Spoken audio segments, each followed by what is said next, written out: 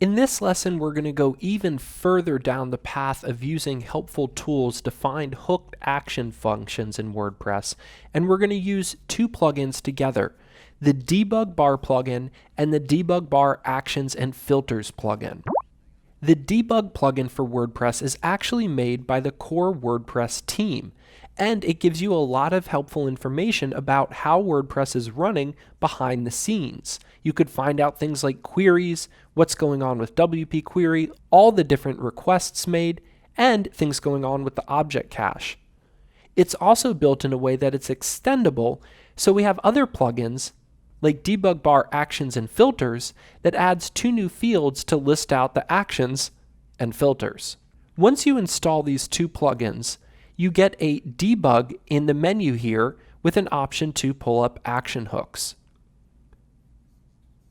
Now when I pull this up, it goes full screen, and I kind of like its in-between mode here so I could see some of the page and the action hooks, but you could toggle it up according to your choosing. So it shows us that we have 56 hooks running on this page, some of them WordPress core, and of course some of them from other plugins that we have installed like Caldera Forms.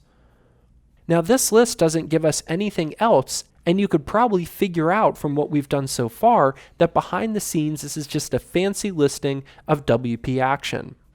If we click on the filter hooks, we'll see a format of WP Filter, but with a nicer format.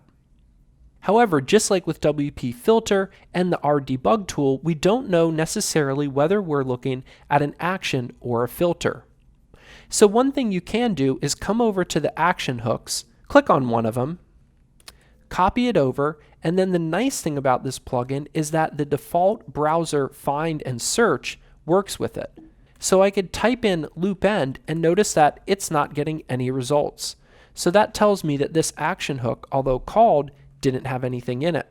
Now if I come down and get WP Footer, we can see that we have a number of things tied into it. Caldera Forms render modules, so if there are pop-up forms, they're loaded at the bottom of the page, hidden probably. Printing any footer scripts, this is WordPress core.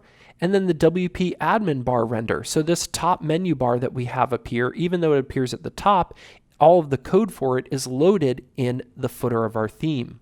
We could see that even our Debug Bar plugin is hooking into this in order to display its code, which appears up here. And it makes sense that it would do that along with the admin bar render. So what I would encourage you doing at this point is installing these two plugins and going through the different actions that you see loaded and trying to see if you could drill down and find out what functions there are tied into it. Now some of this may prove insightful, some of it you may find that nothing is hooked in, and some of it you may find stuff that you've already seen before. But doing this will help you get familiar with this tool, and as mentioned, it has some other helpful things along with it that you may want to explore, as well as other add-ons that could extend it further. So that's a look at how we could use the Debug Bar plugin and the Debug Bar Actions and Filters plugins together to explore the different functions that are hooked into actions. I would suggest at this point that you go ahead and install both these plugins and take some time playing around with them before proceeding.